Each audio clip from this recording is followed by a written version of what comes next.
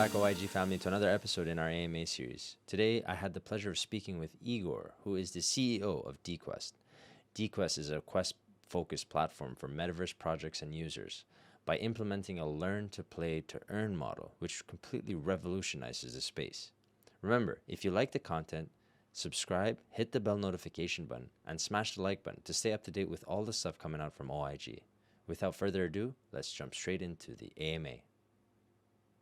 Well, Igor, welcome to the show. I'm glad to have you on. Igor is the CEO with DeQuest, and we're happy to start talking about DeQuest and really what it is. So could you tell us a little bit about DeQuest and a little bit about yourself as well? Sure. Yeah, so a little bit about myself. So I've been in Web3 kind of for the last 4 or 5 years, just going through all the ups and downs of the crypto market, and over the years, kind of got a pretty good grip on what's going on, right? How to use Web3 for scaling, and really until last year, I've been heavily just building around like DeFi primitives. And more recently, over the last year, I've been heavily in the GameFi space, right? But all of that time, obviously, I also saw kind of the evolution of the GameFi market, and it was always interesting for me what I can do there and how I can bring a lot of value to users. So that's how I got kind of to DeQuest. And what DeQuest is that currently, if you go to the platform, it's going to feel like a questing platform that's focused on your reputation as a GameFi user. But where we're hoping to go is more of like a GameFi hub rather than just a questing platform, where questing is just going to be one of the pillars. That's nice, but not the biggest one or not the most essential one in the long term. Yeah. For sure. And, obviously with your experience, you've seen the different narratives that have come and gone within the industry. And obviously, you've also seen some gaps and voids within the landscape. So why do you think there's a need for DeQuest? Honestly, I think the maturity of the GameFi market is, pretty low, right? I think we went through a phase of very active experimentation, and the last bull run really helped with producing a lot of these experiments, right? We saw kind of the games take multiple angles, right? Hmm. We saw the idea, a thesis that GameFi is going to be huge, right, at some point in time, and we saw massive capital come into like AAA experiences, right? That was like one thing. The other thing was that there was an existing kind of base of games that took off, right? Seeing the success of play to earn and people, just putting their interest into that. Obviously, actually kind of leading the way there, which you know which heavily relied on that part of play to earn, right? So the game didn't have to be extremely fun, right, to be successful. And then I would say like number three was that there was this layer of games that would not focus so much on the game itself, right? So the game would be very simplistic. It would be maybe, you know, extremely like pixel based and just very narrow, I would say, in terms of experience. But it would heavily rely on game fi, right? The fi side, right? And it would have a lot of maybe on chain activities happening. It would maybe have 3-4 different tokens, huge different burning mechanisms for GameFi assets, right? And then they really went into that financial direction, right? So I think after all of this experimentation, we're now at a stage where I think we need to kind of look back a little bit and see, in terms of infrastructure and actual need for the gamers, what is there, what is needed. So if we look at it from that perspective, there is, I think it's obvious that the games just need to be fun, right? The games need to be, first of all, built with the idea that this is going to be a fun game, and then secondly, built around or have integrated pieces of that financial aspect of it, right? I really hope that we see one day, the AAA titles that are more like for traditional gamers include some NFTs in them, right? Include some GameFi pieces, and I think we're going there. So that's going to be one of the things. What but whatever happens with the market, I think there's going to be a couple of things that are going to stay, and this is what DeQuest focuses on. So number one, there's an aspect of that because in GameFi, the experiences are often focused on some technical knowledge, right, around Web3. That creates a barrier for entry for Web2 users, right? They might see a fun game, they'd be happy to play it, but going through all these the nitty gritty of understanding the mechanics of the Web3 pieces, that might be too difficult, right? So there's that piece of learning, a learning element, right? That is currently not really solved at all, and the game just try to wing it, in most of the cases with just Medium articles explaining step by step what you need to do, and that's really sad, right? I don't know, but for me personally, I feel it's just not fun at all, right? And if you ever went through the process of playing one of these like GameFi projects, it would usually, if you really if you would really have an idea that you want to invest in the game, right, or buy some GameFi assets, it would probably take you like from 4 to 6 hours, right? Just that whole process of Yeah. learning about it, making sure you're not making any mistakes, right? It's just not fun, right? And for that, we have the quest part, right, of having a gamified onboarding experience that would be literally, just seamless for, Web2 players to go through that. Plus, there's also an aspect in this is that the games can't really even tell you what you're supposed to buy because it makes them like a financial advisor to some extent. But that's big. Like one of the biggest problems is that people come in, they want to participate, and they have no clue. Mm-hmm. So it's like just organically, there's this thing missing, right? I mean, we're in a position where we can at least tell the users what's the meta, what we think you need to purchase. And we're going to have actually a couple of products around the distribution, the sales side of things later down the line as well. That's number one. And number two is that coming into the value that could be created in an interoperable way for the whole kind of metaverse, for the whole kind of GameFi space. I think there's this aspect of user reputation to some extent, where the users, by having their experience in Web2 gaming, by having their experience interacting with GameFi projects, just with Web3 protocols, right? That could all become their reputation as a gamer. And for us, this is a way to build like reputation to value, right? Basically, it be able to say to Web2 players that you are valuable, right? You just don't know it yet, and there are thousands of games in the GameFi market that would love to have you as a user, right? That would love to kind of in that sense of user acquisition to get you, right?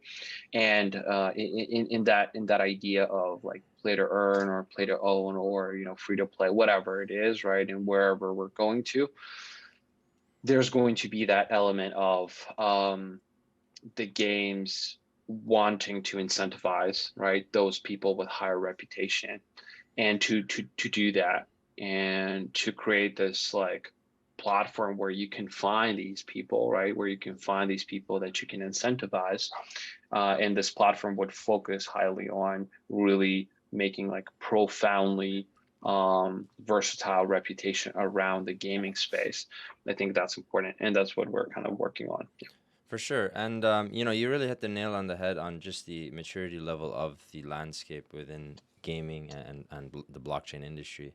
And one of the biggest roadblocks, like you mentioned, is the onboarding process. It's just, there is none, right? And I think that's also, hindering the growth of the entire industry because nobody really knows what to do. And you make really good mention with um, in most cases, if not all, the games that rely on GameFi specifically can't really advise because they fit the role of a financial Yeah. advisor, and that's tricky, right? They want, everybody wants their game to succeed, but they also don't want to get in trouble.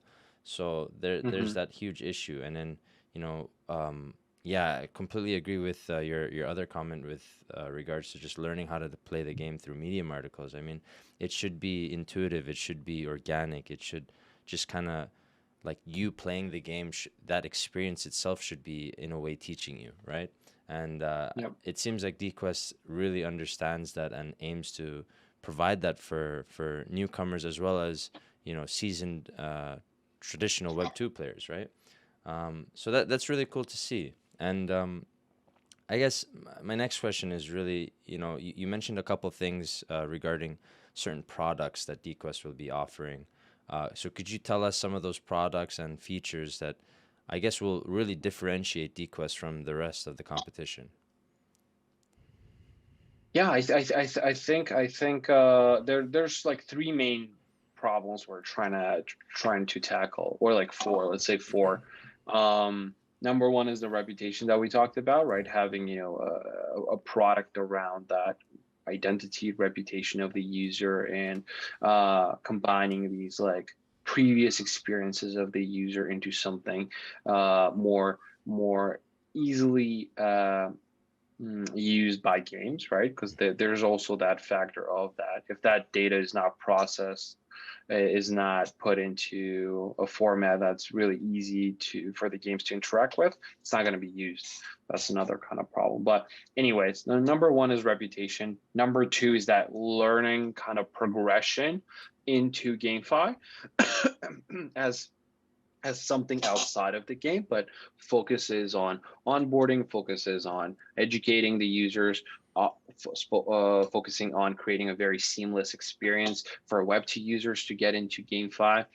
Um, Number three, there's the aspect of engagement. So currently, we've just launched our next kind of product with the Harvest, one of the games recently launched on Binance, which kind of creates a siloed community engagement hub, right?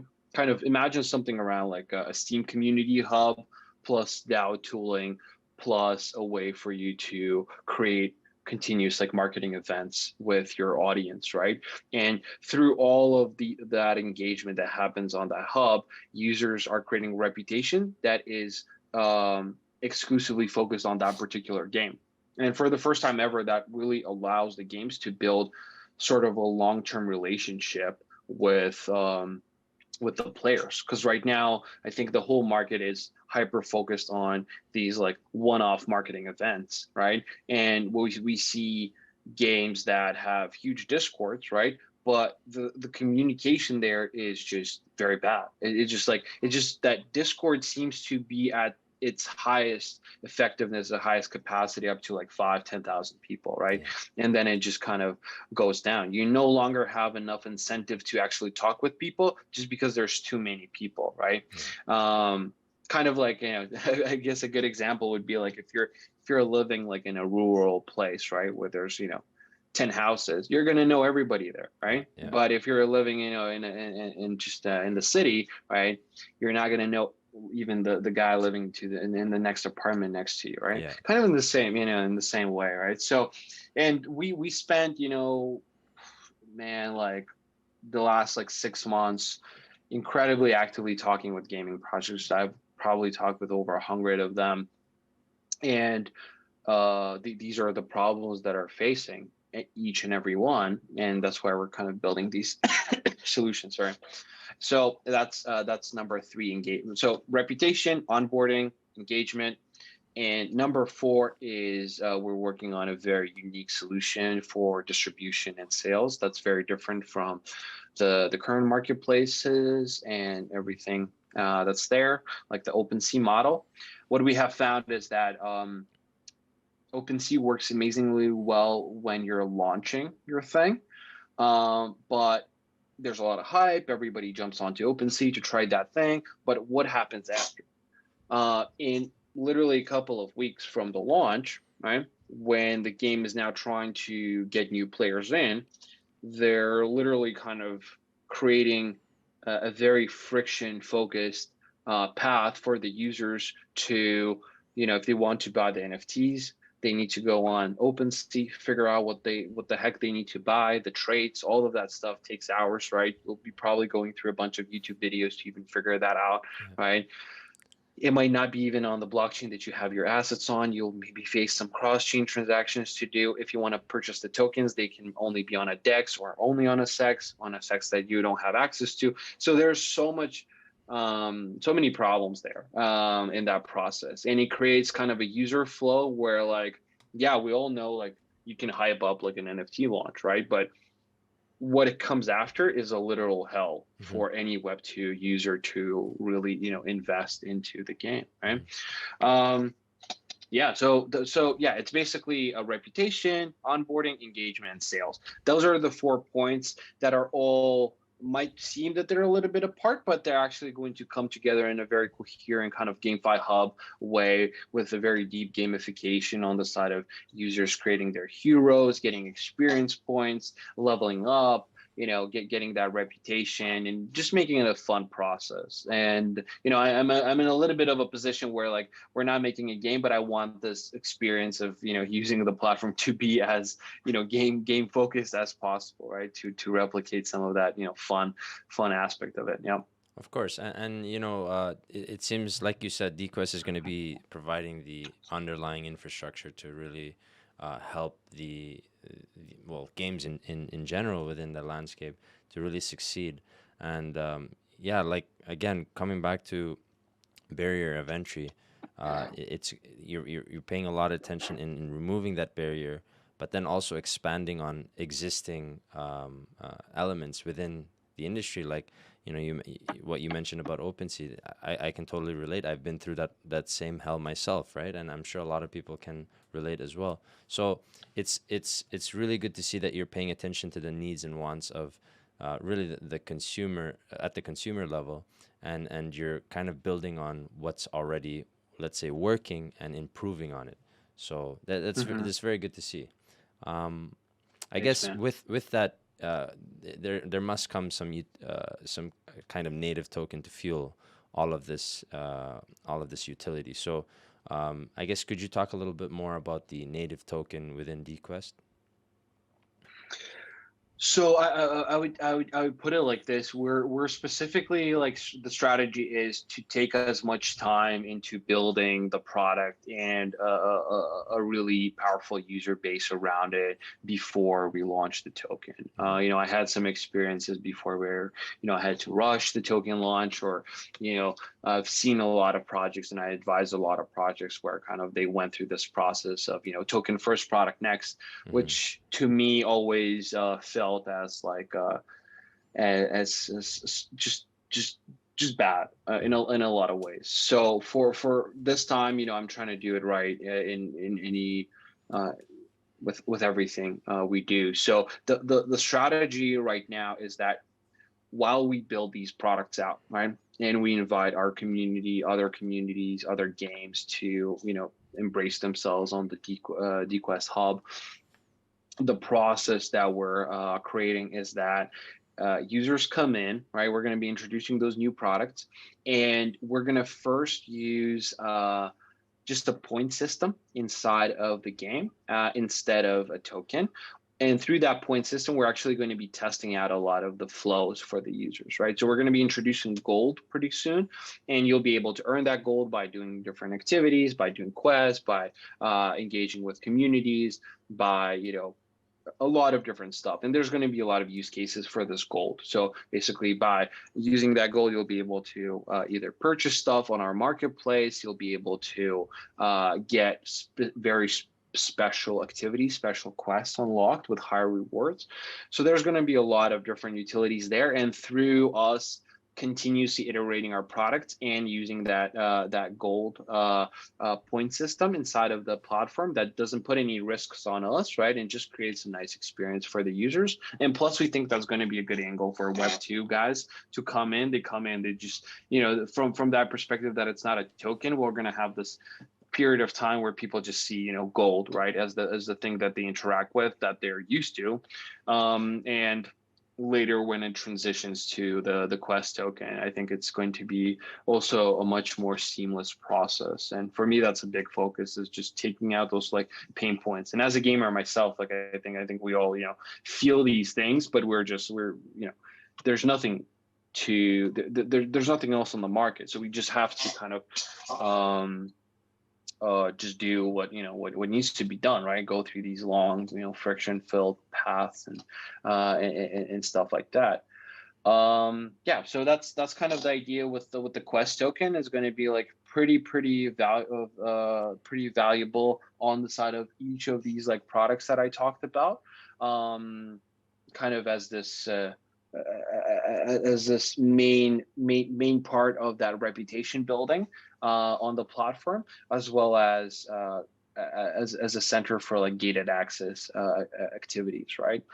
And later down the line, as there's going to be more and more of that communication, what we're really excited about is creating personalized communication with the users, right? So that right now we're in a situation where the games have no clue often who are the people playing their game. So this doesn't allow the games to really create different onboarding processes for different people, create different incentives for different people, right? Because like I think that's a major like value unlock for the games as well, to create different incentive processes for people that are whales, for people that are maybe from Philippines or like third world countries that want to earn, right, by doing putting in the work or becoming ambassadors of the project to some extent. And the Quest will be kind of integrated in bits and pieces all over that, all over all of these value flows. Yeah. Yeah, and appealing to different audiences and demographics across the world is obviously going to help with just the adoption, right? And Hmm. it's yeah, no, you really have like a good handle on what to expect and how to really build out a project simply because of your experience within the industry. So we obviously here at OIG, we've seen our share of product launches that were rushed as well, and really you can tell when the team doesn't really focus on um, the product itself, but really just it focuses on a token launch event, and that's pretty much it, right? So Yep. focusing on the utility, and I like what you said about really having a monetary system within the game hub that gamers are used to, such as gold, for example, and then transitioning that into the actual native token, which sounds like it's a very smart play. It's going to be very relatable since bef- uh, prior to the launch of the token, you're already going to have the in-game mechanics worked out. The natural flow is going to be visible to you and all the players. So very, very good choices there, and very smart play. And Thanks, speaking man. speaking about the product itself and focusing on building, I mean, obviously you need a great team behind that. Could you tell us a little bit about the team? I think we've been fairly lucky with how we've built our team, especially around the time we put into building it out, because like we've been working on this for close to a year now, and on a lot of the in a lot of the positions we have people with really a lot of experience that will help us kind of in the long term. Just to name a couple, on the data side, we have a guy that is basically just front running the whole thing, just being a massive genius on the data side. Has been leading a very large data department in one of the largest Latin America banks, with a lot of experience in like AI, ML, and big data, which is really needed for us as we're literally working with millions of data pieces, data points that we're actually extracting into business intelligence for the games as reputation per user. Then on the side of like our CPO, our product officer, has previously been the CPO of one of the largest Eastern European kind of CS:GO skin platforms. So there's a lot of that, Web 2 experience of, what people like to do, how they trade digital assets right now, right? In the traditional gaming space. Um, and yeah, man, I mean, there's a lot of other people to talk about, but really it's been, I think one of the biggest things for us was that we really took our time selecting the people we work with, and we have positioned ourselves again not to rush and to create a situation where we know that every person in the team is really doing their best, and we had the time to help them become their best. Yeah. Awesome, awesome. Then that's great to hear too. So let's actually switch gears here and move on to our Twitter questions segment. This is questions selected from our announcement on YouTube, and we've selected 3 questions out of over 2,000, and we're going to be starting with question number 1 here. And this person asks, how does the DeQuest platform prevent exploits and cheats from completing the quests on their platform? Because some users use bots, so do you have an anti-bot system? We do. We do. Not only do we track IPs, we track cookies, we track a lot of things to battle the bot situation. But another layer of protection for us is that we actually ask the user to provide with the information, like with his credentials, not on the side of KYC, but rather on the side of their socials, their wallet, right? And like for example, through the wallet, we look at wallets that have a past history of over 100 days, right? So that kind of battles that a little bit.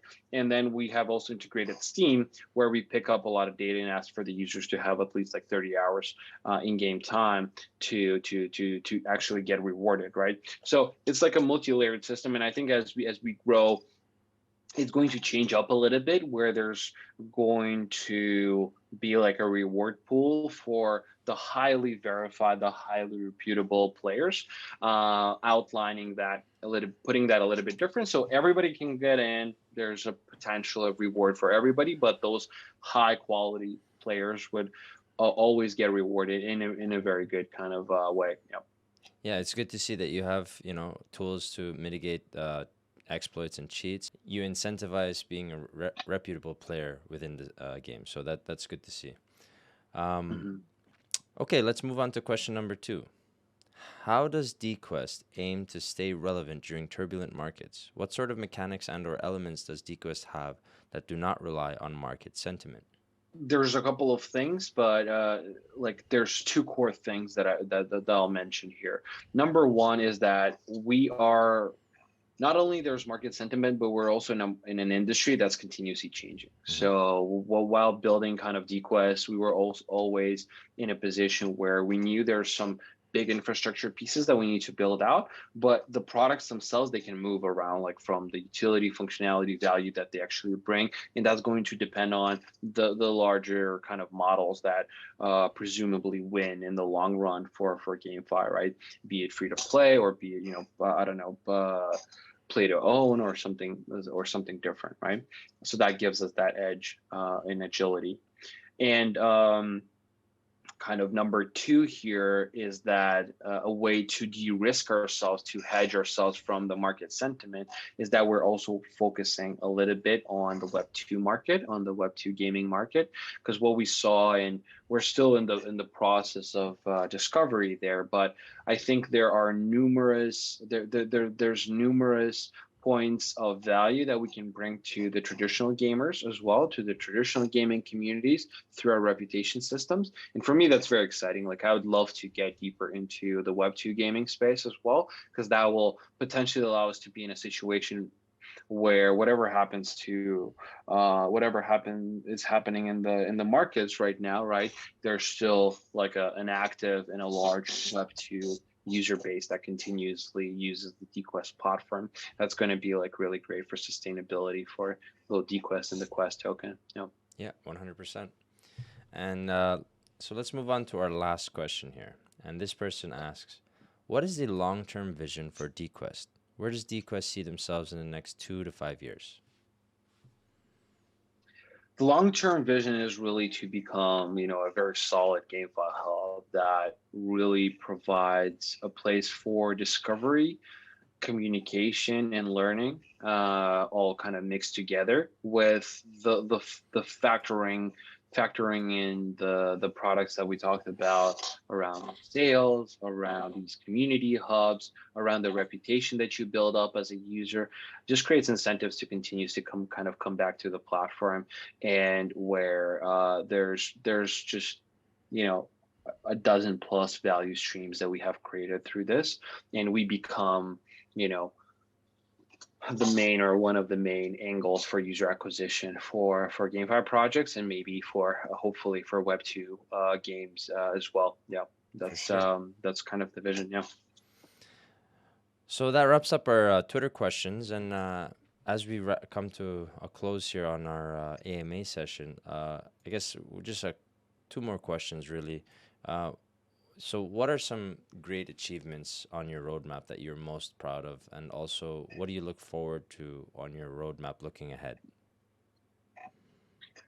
I think in terms of the platform that we launched, we were literally like the first platform to launch something like this.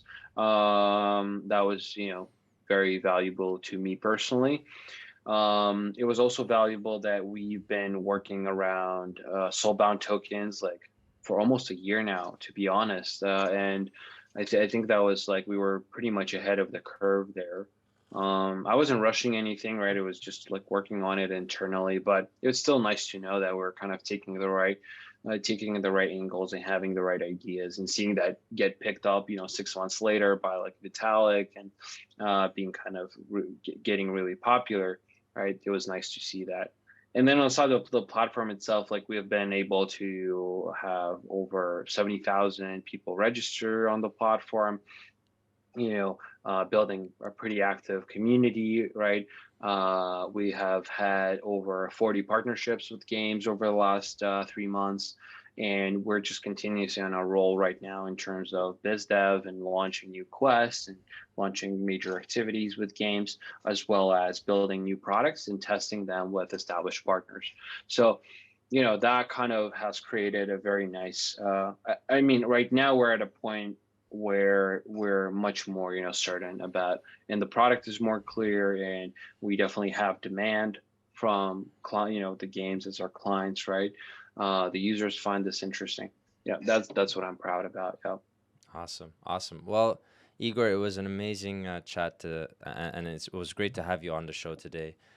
We talked about a lot of different things with regards to DeQuest and the overall landscape and the competition that DeQuest has as well, and how it aims to really be the one standing out amongst the rest of the attempts at creating some sort of gaming hub with really a focus on, like you said, removing that onboarding barrier, the barrier of entry, as well as just getting, traditional gamers as well as new gamers in onto the platform. So again, it was really great talking to you today, Igor. I really appreciate it. Same, man. Same. Thank you for everything, and for all the viewers, just remember that all the official links will be in the description below, so you can follow DeQuest on their Twitter and check out their website for all the cool stuff that's coming out from DeQuest. Once again, Igor, thanks again, and we'll be in touch. Perfect. Thanks so much, man. Okay. Bye bye. See ya. Well, OIG family, that wraps up another episode in our AMA series. We hope you liked it. Remember, if you like the content, subscribe, hit the bell notification button, and smash that like button to stay up to date with all the stuff coming out from OIG. Until next time, we'll see you soon.